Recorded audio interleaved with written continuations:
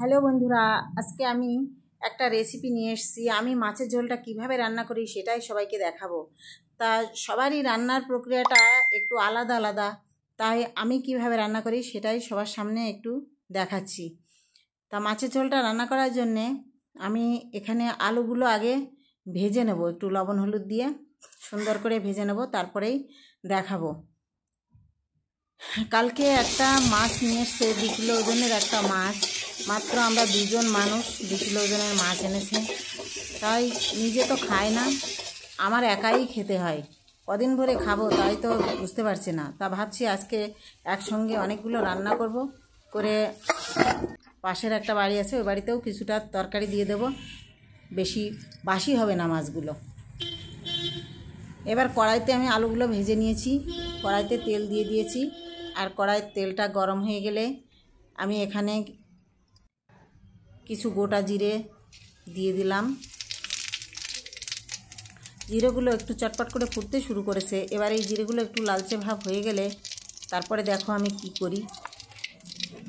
এখানে আমি কিছু মশলা বেটে রেখেছি। তো এখানে পেঁয়াজ বেটে রেখেছি সামান্য একটু, সেই পেঁয়াজটুকু আমি দিয়ে দিলাম তেলের মধ্যে। পেঁয়াজটা সামান্য একটু নেড়ে চেড়ে, মানে নাড়াচাড়া বলতে এর কাঁচা গন্ধটা যাতে না থাকে সেইটুকু সময়ের জন্য একটা নেড়ে চেড়ে নিতে হবে। তারপরে এখানে আদা রসুন বেটে রেখেছিলাম, সেটা দিয়ে দিলাম। আর সেই সঙ্গে কিছুটা জিরেও আছে, জিরে সব কিছু দিয়ে দিলাম। সামান্য এটাও একটু ভাজা ভাজা করে নেব। তারপরে আমি দেব এখানে কাঁচা লঙ্কা বাটা আছে। আমরা তো শুকনো লঙ্কা খুব কম খাই, তাই কাঁচা লঙ্কাই বেশি ব্যবহার করি। তা কাঁচা লঙ্কা যদি তেলের উপরে দিই তাহলে তো টিকতে পারবো না বন্ধুরা, সেটা তো সবাই জানো।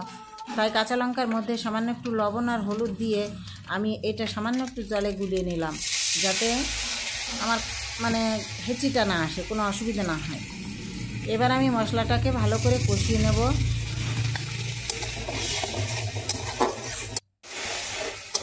কিছুক্ষণ নাড়াচাড়া করে আমার মশলাটা কষিয়ে নিয়েছি। দেখো কত সুন্দর কষানো হয়ে গেছে, হচ্ছে এখনও পুরোভাবে হয়নি, আর একটু কষিয়ে নেব। এবার আমার মশলাটা একদম কষানো হয়ে গেছে। ভাজা আলুগুলো দিয়ে দিলাম। ভাজা আলুটাও মশলার সঙ্গে সামান্য একটু নেড়ে চেড়ে কষিয়ে নেব।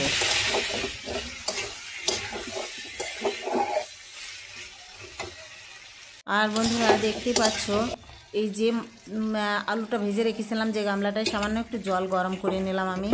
এই জলটা আমি আলুর মধ্যে দিয়ে দিলাম, কারণ আলুটা আমার সুন্দর করে কষানো হয়ে গেছিলো। পরিমাণ মতো জল দিয়ে দিলাম, দিয়ে একটু ঢেকে দিয়েছিলাম। এবার দেখো তরকারিটা কত সুন্দর ফুটছে, ফুটে উঠেছে। এবার মাছগুলো দিয়ে দিলাম আমি, আর কিছুক্ষণের জন্য ঢেকে দেব। দেখতেই পাচ্ছ বন্ধুরা, একদম রেডি হয়ে গেছে আমার তরকারিটা। দেখতে কত সুন্দর লাগছে, খেতেও সুন্দর লাগবে।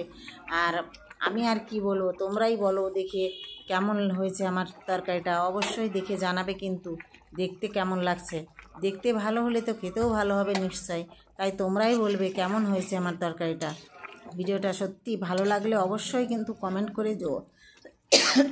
কমেন্ট না করলে বুঝবো কী করে। এবার আমার সব পুরো তরকারিটা রেডি হয়ে গেছে। কিছু ধনেপাতা কুচিয়ে রেখেছিলাম, সেগুলো দিয়ে দিলাম। একটু গরম মশলাও দিয়ে দিয়েছি।